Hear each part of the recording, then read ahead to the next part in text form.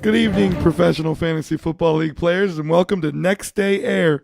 I'm your host, Josh Marton. Next Day Air is the newest content in the PFFL radio network universe. This is a show that I'm going to record every Monday night afternoon. It'll be posted to the website on Tuesdays. It's going to go over Sunday's action, talk to you about the predictions I made on Friday, plus some outstanding players who stood out that maybe I didn't talk about before going into the weekend. But mainly what we're going to focus on this show is the guys I told you to start and sit and how they did for you. This will be able to give you a record of what I'm doing so that you'll know whether or not to listen to me. Hopefully I'm right more than I'm wrong, but we'll see. So this is Next Day Air.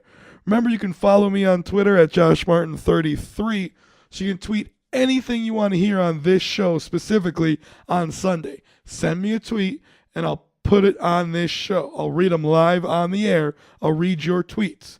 Whether or not I got a call wrong for your team or right, or whether or not you just want to vent about professional fantasy league. If you're in tier 3 and you're starting to move up, send me a tweet. I'll brag about it on the show.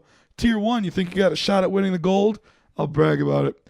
But first, let's start with the guys I told you to start, because I think that makes sense.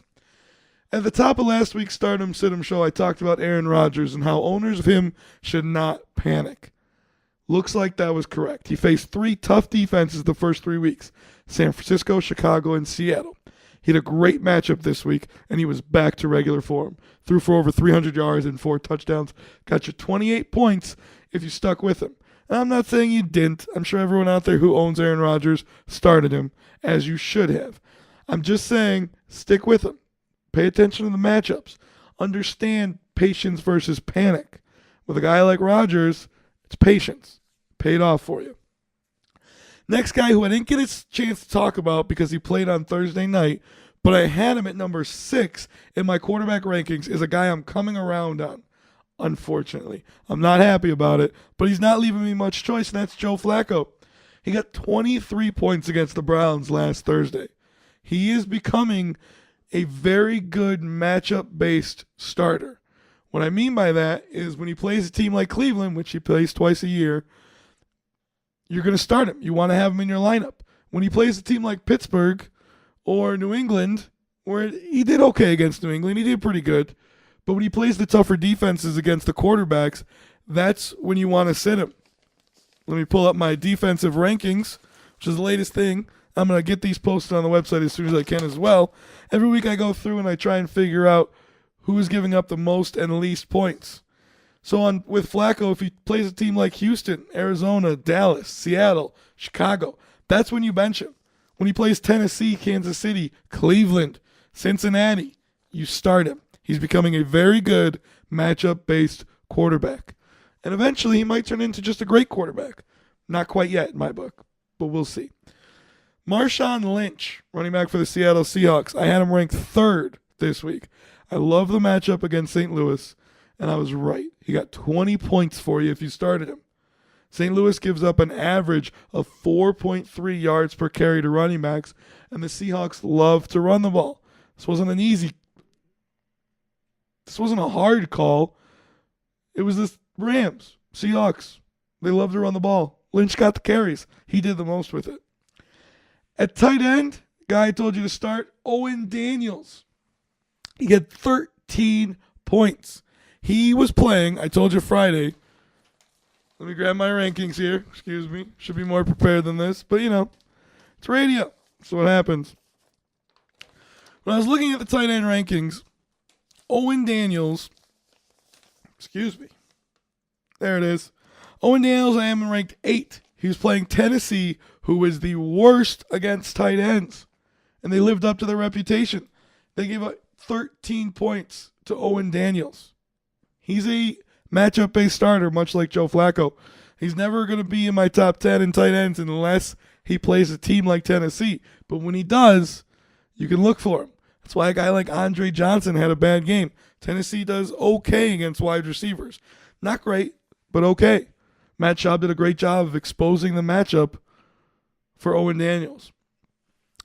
Next guy on the Stardom show was Cedric Benson, running back, Green Bay Packers, playing New Orleans. New Orleans is the worst against running backs in the league so far. and Benson got 10 points. I told you to start every player on the Green Bay offense. For the most part, it was true. Jordy Nelson had a good 15 points. Greg Jennings scored a touchdown before he got hurt. Aaron Rodgers went off. Cedric Benson was just one of the ones on the list. He got 10 points. He ran the ball hard. He looked good. But again, it was against New Orleans. Patience. Percy Harvin didn't have as good of a game as I thought he was going to, but he still got you 9 points. That Vikings offense struggled a little bit against Detroit, but part of it was they weren't on the field a lot because their special teams was scoring up the wazoo. Believe me, as a Lions fan, I was not happy about that. Percy Harvin did not have as good of a game as I thought, but 9 points. Not bad if you started him. Ben Jarvis Green Ellis got you 8 points. Again, a little disappointing. I had him very high in my running back rankings. I had him in the top 10. I thought against Jacksonville, who gives up the second most points to running backs, he would do a better job. Cincinnati threw the ball all over Jacksonville. Didn't really run the ball. And Ben Jarvis Green Ellis had a fumble at the goal line. That's minus 2 points. Should be 10. Plus a touchdown should be 6. He had a chance to get you 16 points. But you know what they say. Ifs don't really count, especially in fantasy football. So the fumble happened at the goal line. He got you 8 points. It's not bad. Listen, manage your expectations. Ben Jarvis Green Ellis, I had him ranked 10th. So it's a number 1 running back. Not great points for a number 1 running back, but if you had him at number 2 on your roster, 8 points is pretty good for a number 2 running back. Now we get into the guys who I did not make such a good call on. Guys like Christian Ponder, who I thought would have a field day against that Lions secondary that's banged up. Again, offense wasn't on the field enough. Same thing with Kyle Rudolph. I told you to start him. I loved Kyle Rudolph this week. Detroit is second worst against the tight end. He got 0 points. Special teams and defense was what it was all about for Minnesota, unfortunately. Ryan Williams in Arizona. Thought I loved the matchup against Miami, and I think I still do. He got 13 carries. He did not make the most out of his opportunity. Arizona was throwing the ball very well, but he got 13 carries. He only averaged 2 yards a carry. Not good enough, obviously. But with Ryan Williams, I think you stick with him. Beanie Wells is still hurt. Ryan Williams is the only guy. They got a couple of nice backups, but they're not going to get the bulk of the carries. They're going to stick with Ryan Williams in Arizona. So should you. Dennis Pitta is a guy who I loved playing on Thursday night against the Cleveland Browns. He got 0 points. I was wrong about Dennis Pitta. Coming into it, he had the most targets for any tight end in the NFL. He did not live up to that title. He got 0 targets. 0. Flacco wasn't looking for him. Bolden, Torrey Smith. They exposed Cleveland's weakness against the wide receivers. So we're going to look at that a little bit more often as we go along here in the season. Guys I love because of their matchups. I'm going to also look at the matchups against the other positions for the guys they're playing. I'm going to get a little bit more in depth for you. That's what I'm here is for you. Remember, I'm trying to get you to win your league so you can move up in tiers or so you can win the big prizes. Now on the sit-em side, we're going to start with the guys I was wrong about. There's a few of them. Marquise Colston, I was way wrong about. He had 21 points. I told you to bench him. I hope you didn't listen to me. But going into the matchup against Green Bay, Colston was not getting a lot of targets. The ball was being spread around. They looked for Colston a little bit more because he was bigger. Michael Vick and Deshaun Jackson had that big play, which is why Vick ended up with 17 points and Deshaun Jackson ended up with 15. For the most part, what I said on Friday was correct. The Giants pressured Michael Vick. It was one play that they got all their points. But those points still count. So I was wrong. If you played Michael Vick when I told you not to, congratulations. If you didn't play Michael Vick because I told you not to, stick with me. Vick is going to be under a lot of pressure. Those big plays aren't going to happen as much. The guy I was really wrong about, that I think a lot of people were waiting for this game to happen, was Chris Johnson. He got 15 points in an okay matchup. It wasn't that easy of a matchup. He was playing Houston. Houston's really good against the run. Really good against running backs in fantasy. They're only allowing 12 points a game to running backs. Chris Johnson got 15. So Does this mean I'm buying back into Chris Johnson? No, not necessarily. I'd like to see it for a couple more weeks before I put him into my lineup or into your lineup. I'm probably going to rank him this week somewhere in the 30s still. 1 week doesn't prove it to me. I want to see 2 weeks. Some of the guys I told you to sit that I'm pretty proud about, and I'm going to brag for a second if you don't mind. 3 guys, Andre Brown, Tashard Choice, Mikel Lashore. I warned you about them last week, that those were the 3 biggest waiver wire pickups of the week. And I told you to be careful. Andre Brown and Mikel Lashore had great matchups in week 3. That's why they look so good. Tashard Choice, I warned you because Fred Jackson looked like he was healthy, and he was. Those 3 guys in week 4 combined for 6 points. So you have to understand the matchups when you're looking at these things. Like I said, I'm going to start getting a little bit deeper into them because I feel like you guys and myself are ready for a little deeper sophistication when it comes to this analysis. So I'm going to give it to you. Those are the 3 guys that everyone wanted to start. Everyone wanted on their team. Got to step back and understand who they just played.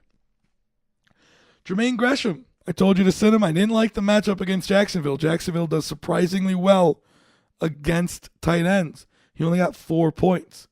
Steve Smith, 5 points. Not great.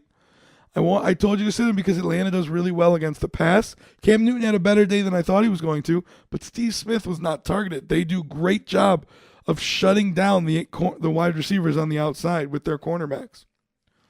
The last guy is Brent Selleck. So I was right about 1 Philadelphia guy.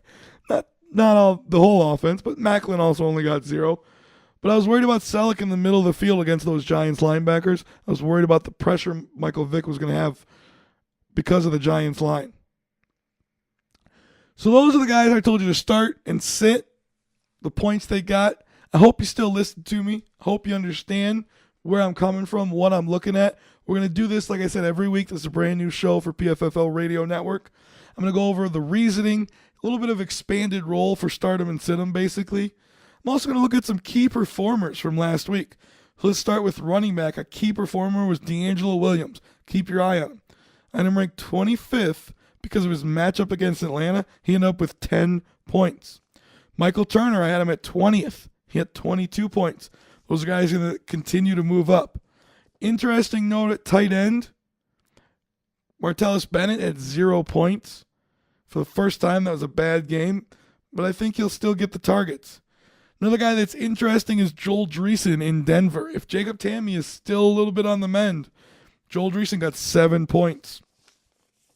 At quarterback, Andy Dalton continues to be my sneaky play, especially with the bye weeks coming up. He once again was in the 20s. 22 points for Dalton this week. Put him on your team, put him in your lineup, possibly over some other guys. When you look at another sneaky play at quarterback, it's Ryan Fitzpatrick. He scored 27 against New England.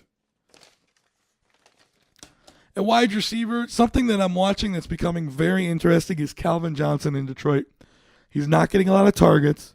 He's not getting a lot of catches. He's not getting a lot of touchdowns. He only scored 5 points last week. Is it time to move him out of the number 1 wide receiver ranking?